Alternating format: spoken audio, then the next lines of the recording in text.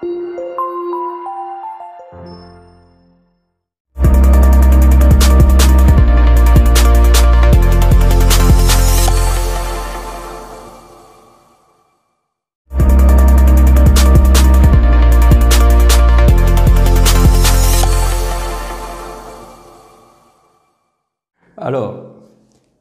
c'est une question qui m'est souvent posée parce que l'on se demande que vient faire ce médecin, que vient faire ce chirurgien dans le monde politique.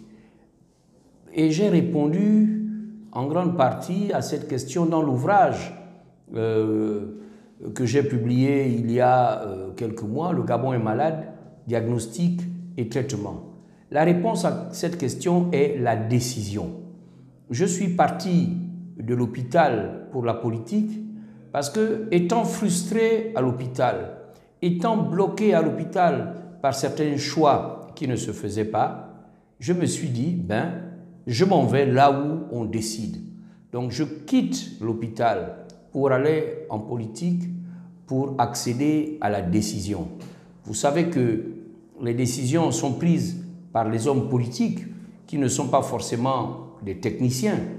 Et ces décisions politiques s'imposent aux autres. Ces décisions politiques s'imposent aux techniciens. Et si les techniciens, les praticiens ne sont pas d'accord avec les décisions qui sont prises par leur administration, ils n'ont pas le choix que de les appliquer. Je suis donc venu en politique parce que c'est en politique où les décisions se prennent, où les choix se font. C'est ça la raison qui m'amène dans ce monde un peu particulier qu'est la politique.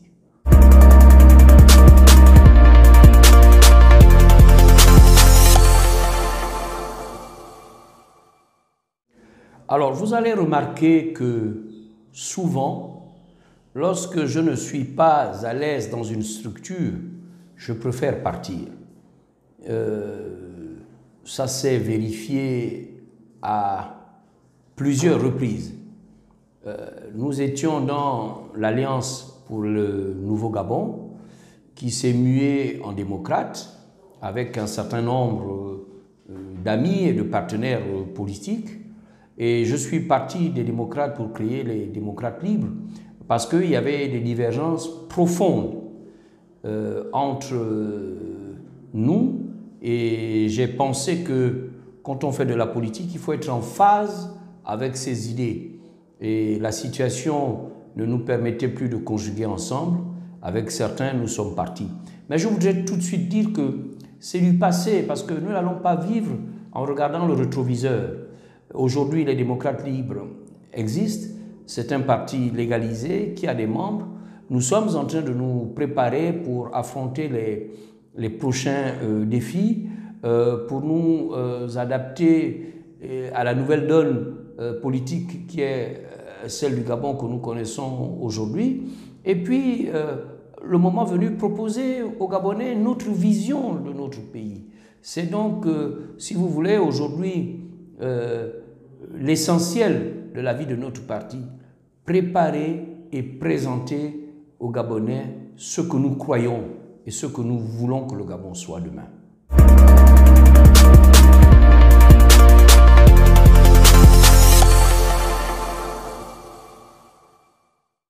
Alors, il faut savoir que cela s'est fait sur le mode d'une scission. Et je m'étais déjà exprimé longuement dessus. La loi gabonaise permet la scission d'un parti selon certaines modalités. Et nous répondions à ces modalités. Nous avons donc fait la scission, c'est-à-dire que les démocrates se sont coupés en démocrates tout court et nous en démocrates libres.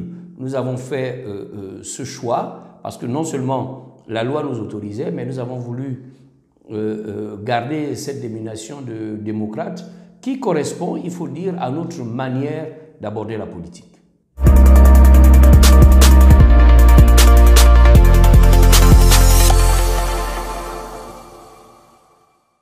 Certainement, il y a les autorités militaires actuelles ont rendu public un chronogramme et je pense que ce chronogramme donne 2 années de transition, qui seront suivis par une reprise des activités politiques classiques.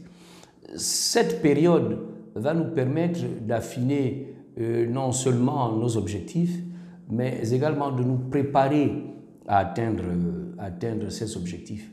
Vous savez, madame, il y a un grand homme politique, pour ne pas le citer, Oyemba, qui est aujourd'hui disparu, qui disait « On ne mange pas la politique à midi dans son assiette ».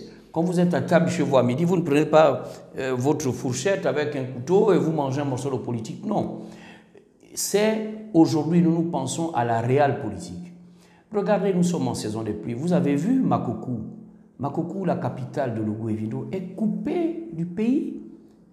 Dieu merci, nous n'avons pas à regretter beaucoup de pertes en vie humaine, je pense qu'il n'y en a pas. Mais cette province ne peut plus aujourd'hui être visitée par ceux qui viennent ou ceux qui sont à Makoujou ne peuvent pas sortir, c'est compliqué. Lambaréné, vous ne le savez peut-être pas, mais les routes sont coupées là-bas depuis plus d'une semaine parce qu'il y a des coupures de courant toutes les 30 minutes, les populations sont excédées. Elles n'en peuvent plus. Il pleut à Libreville, regardez les éboulements, regardez les difficultés, regardez les routes. C'est ça le quotidien, c'est ça qui intéresse les Gabonais. Ce n'est pas la politique politicienne. Les Gabonais veulent des choses concrètes. Et nous, aujourd'hui, nous disons, au-delà de la politique, et nous sommes contents que le CTRI ait dit qu'il n'y a plus d'opposition, il n'y a plus de majorité, c'est bien. Donc il y a aujourd'hui un Gabon à construire. Et ce Gabon, à notre avis, nous, aux démocrates libres, nous voulons que les autorités qui vont arriver au pouvoir règlent les problèmes des Gabonais, mais ne soient pas là pour faire de la politique politicienne. Moi, je le dis sans embâche, le Gabon est un pays sous-développé. Quand vous allez dans les pays environnants, quand vous allez ailleurs, vous vous rendez compte du retard de notre pays. Notre pays est en retard. Faisons en sorte que le temps que nous avons perdu, nous puissions le rattraper et proposer à nos compatriotes dans des secteurs qui sont bien identifiés aujourd'hui, la santé, l'éducation, la communication, les transports. Faire en sorte que les Gabonais puissent régler les problèmes. Je vais peut-être être un peu long, mais prenez la province de l'Ogooué, du Haut-Ogooué et de l'Ogooué-Lolo. Comment on fait pour aller aujourd'hui à Franceville? Comment on fait pour aller à Koulamoutou? Il n'y a pas de train.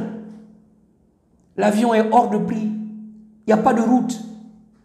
Mais c'est ça que ces populations vont poser comme problème. Elles ne vont pas venir nous poser des problèmes philosophiques sur le mode de régime politique au Gabon. Vous pensez vraiment que cette Gabonaise qui n'arrive pas à inscrire son enfant à l'école, son problème c'est de savoir si c'est un système présidentialiste ou c'est un système parlementaire que l'on va proposer aux Gabonais? Non, pas du tout. Donc je crois que nous avons aujourd'hui à gérer un pays qui est sous-développé. Nous avons aujourd'hui à gérer un pays qui est en retard. C'est pour cela que je dis, tout ce que nous faisons doit correspondre aux besoins réels des Gabonais.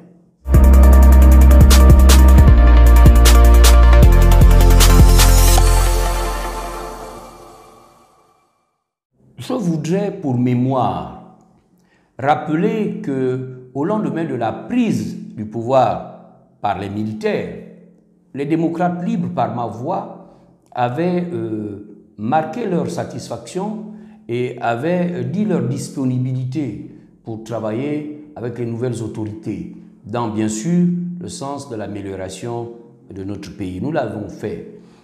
Aujourd'hui, c'est important que ce chronogramme soit là. C'est le bienvenu parce que nous nous posions beaucoup de questions. La transition, oui, pour combien de temps? Non seulement les Gabonais se posaient la question, mais nos partenaires étrangers également se posaient la question. Nous avons une réponse. Bon, vous verrez, et je pense que c'est tout à fait à propos, qu'ils ont mis qu'il s'agit d'un chronogramme indicatif, mais au moins qu'il est susceptible de modification, ce qui est tout à fait normal. Mais au moins, nous savons aujourd'hui que, a priori, s'il n'y a pas de gros soucis, la transition va durer 2 ans. C'est une bonne chose parce que nous nous posions beaucoup de questions. Maintenant, il reste à savoir si ce chronogramme va être suivi tel qu'il a été fait. Wait and see.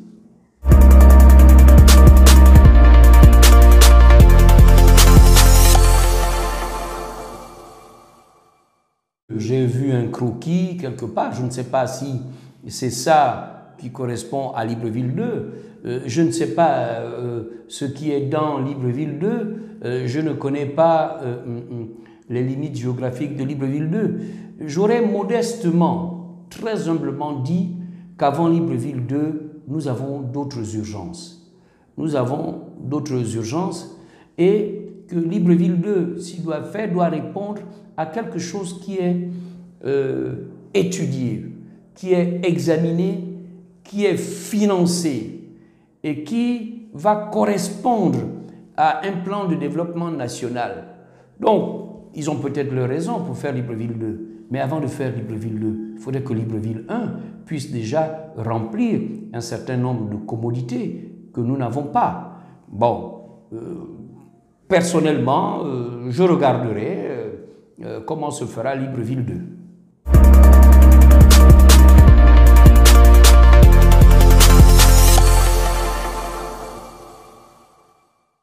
Les militaires ont pris le pouvoir par la force et ils ont annoncé ce qu'ils veulent faire pendant 2 ans. C'est le chronogramme qui est présenté. Donc, cette transition politique, selon les militaires, va servir à mettre un peu d'ordre dans la maison et je pense que nous en avions vraiment besoin. Je vais utiliser une expression qui n'est peut-être pas belle, mais les militaires vont faire le sale boulot, c'est-à-dire ce qui est difficile à faire, parce que les militaires ne sont pas des hommes politiques. Quand un homme politique prend une décision, il ne va pas jusqu'au bout. Pourquoi? Parce qu'il veut toujours plaire à certaines personnes. L'homme politique va essayer de plaire à ses militants. Et s'il doit débarrasser une zone, il ne le fera pas entièrement parce que dans cette zone, il y a des gens qui votent pour cet homme politique. Mais les militaires ont la capacité de mettre de l'ordre. Les militaires ont la capacité de raser sans tenir compte de ces contraintes politiques qui souvent rendent difficile la mise en place du travail. Donc, le travail que les militaires vont faire n'est pas un travail facile. Ce n'est pas un travail facile. Nous avons vu des choses inimaginables. Regardez tout cet argent, tous ces lingots d'or, tout ce désordre qui a été fait. À son temps, je l'avais pourtant de temps en temps dénoncé. Mais bon, nous sommes dans un pays qui n'écoute pas, nous sommes dans un pays qui ne lit pas, nous sommes dans un pays qui a la mémoire courte. Et je suis heureux aujourd'hui que certaines vidéos de l'époque reviennent. Quand on m'appelle, vous l'avez certainement le dire, le prophète, je ne suis pas un prophète. Je fais tout simplement quelques petites analyses et on arrive à des choses qui se font. Donc, c'est pour cela, je crois, que nous saluons ce que les militaires ont fait. Mais nous devons aller plus loin. Les anglo-saxons ont une expression qu'ils utilisent, c'est « over the top ». Nous devons aller plus loin, nous devons aller plus haut. Nous devons faire en sorte que le Gabon soit un pays dont nous sommes fiers. C'est ça. Nous devons faire en sorte qu'au Gabon, nous réglions les problèmes de base. C'est ça que nous souhaitons.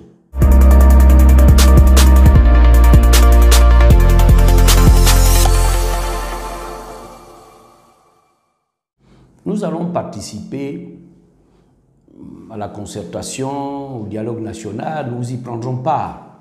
Nous avons même prévu des contributions. Je suis désolé de revenir, mais mon ouvrage, quand vous regardez mon ouvrage, le titre c'est « Diagnostic et traitement ». C'est ce que demande aujourd'hui le gouvernement. Moi, j'ai fait ce travail et d'ailleurs, j'offre ce livre-là à ceux qui nous commandent aujourd'hui pour qu'ils daignent le lire et ils comprendront que j'ai posé le diagnostic dans plusieurs secteurs, mais en plus du diagnostic, j'ai fait des propositions. Donc, nous allons prendre part au dialogue. Mais je vais vous dire très sincèrement mon point de vue.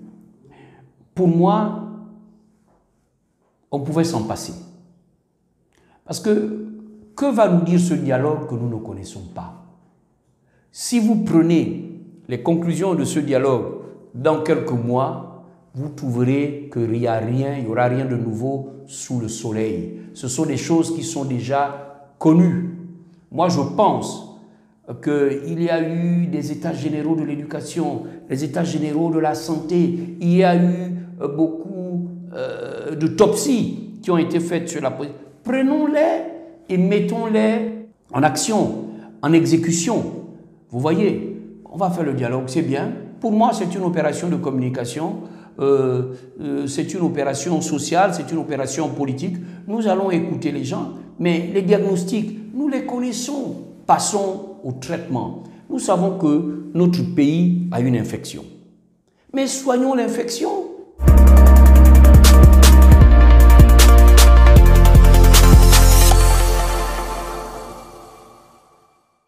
Alors, j'ai, par des formations professionnelles, puisque je suis médecin, regardé le Gabon comme un sujet, comme un patient.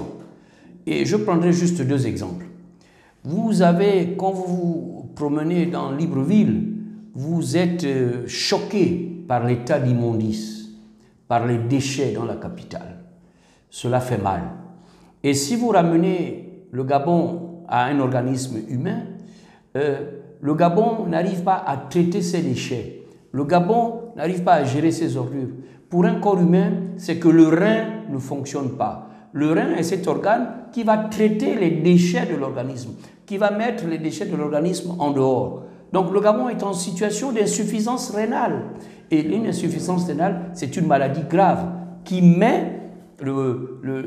engage le pronostic vital. Aujourd'hui, le Gabon est un pays qui n'arrive pas à assurer la gestion de ses ordures, comme un corps qui n'arrive pas à mettre à l'extérieur de son organisme les déchets qui sont issus de ce qu'on appelle le métabolisme. Ça, c'est un exemple. Je vais vous prendre un deuxième exemple. C'est la main. Quand vous regardez votre main, je me suis intéressé à l'anatomie. La main est faite de 5 doigts. Mais vous voyez qu'il y a 4 doigts longs et un doigt court qui est le pouce. Mais le pouce est le seul doigt qui peut se mettre en face des autres, qui peut se mettre en opposition. Cette opposition est obligatoire pour que la main soit fonctionnelle. Que ce soit pour prendre un crayon, vous voyez, le pouce s'oppose.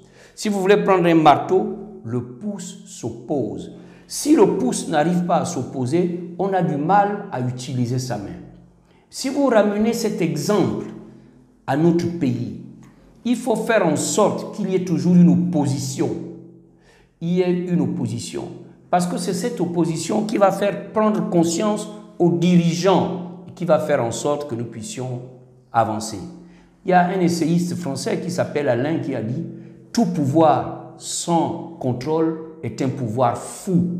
Et dans nos traditions africaines, on dit que si la rivière a connu des méandres, si aujourd'hui elle se disperse, c'est parce qu'il n'y a pas eu de garde-fou. Et je pense que pour que nous ne retombions pas dans les mêmes erreurs, il faut mettre en face du pouvoir un contre-pouvoir fort. C'est important parce que le culte de la personnalité, l'impression d'avoir un pouvoir absolu amène au totalitarisme. C'est pour cela, quel que soit le système politique qui sera là, nous devons nous organiser pour qu'en face du pouvoir, il y ait un contre-pouvoir. Il faut s'organiser pour que le pouvoir ne puisse pas phagocyter les contre-pouvoirs. Les contre-pouvoirs, c'est le Parlement.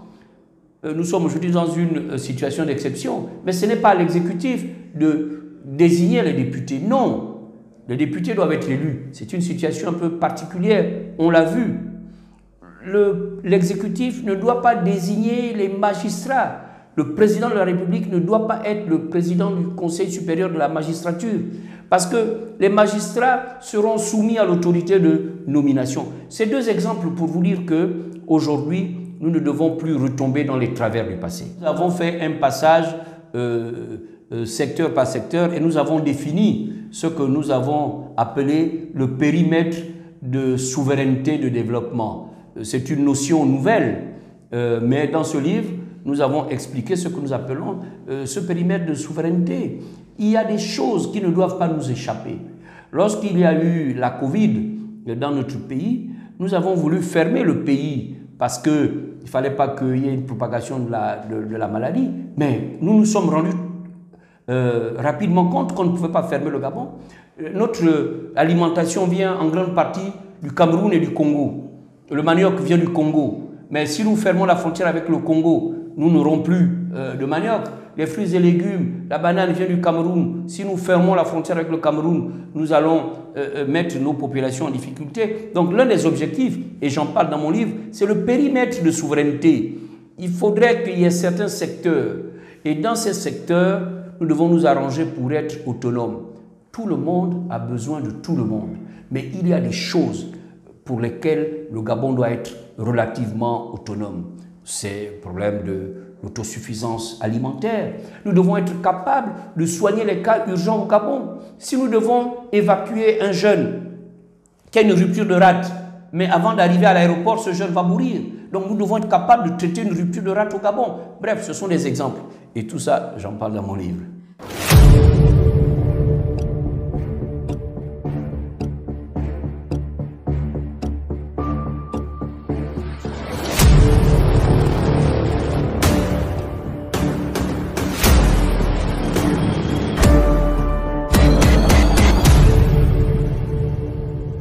Vous êtes du Moyen-Ogooué. Quel est votre poisson préféré? Ah, ça c'est sympa. Ben, écoutez, je n'ai même pas besoin de vous donner la réponse, vous la connaissez, c'est la carpe. La carpe est ce poisson succulent qui fait un peu la renommée de notre province. Mais on doit savoir qu'il y a d'autres poissons aussi qui existent dans le Moyen-Ogooué. Nous avons des rouges, nous avons des capitaines, nous avons des yaras, nous avons des sulus, des poissons-chats, etc.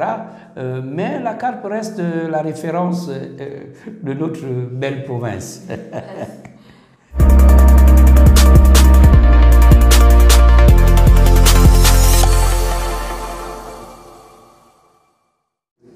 Je voudrais d'abord vous remercier de m'avoir invité, de m'avoir donné la parole pour m'exprimer face à mes compatriotes. Et je voudrais vous dire que vous, hommes et femmes de la presse, vous faites un travail particulièrement difficile. Mais vous avez entre vous un pouvoir énorme. Sans vous, nous sommes invisibles. Sans vous, nous sommes inaudibles. Donc, par votre travail, vous façonnez notre manière de penser. Donc, moi, j'ai l'habitude de dire que la presse n'est pas le quatrième pouvoir. La presse, c'est le pouvoir. Il est donc important, quand on a un pouvoir aussi important entre les mains, d'y introduire la responsabilité. C'est pour dire que je voudrais solliciter la presse gabonaise pour qu'elle soit de plus en plus responsable, qu'elle fasse rentrer l'éthique dans sa profession et qu'elle puisse aujourd'hui être un outil de développement important par l'éducation que vous pouvez nous apporter. Donc, mon mot de la fin, c'est de souhaiter que la presse gabonaise nous éduque, comme vous le faites déjà, mais que vous le fassiez encore mieux. Et pour terminer, je voudrais souhaiter le meilleur à notre pays. Moi, j'ai des larmes aux yeux quand je regarde le Gabon. J'ai des larmes aux yeux quand je vais dans les autres pays et dis, mon Dieu, est-ce que nous ne pouvons pas faire ça chez nous? Pourquoi les autres arrivent à le faire et pas nous? Voilà. Donc, c'est sur ce souhait que je voudrais mettre un terme à notre conversation de ce matin.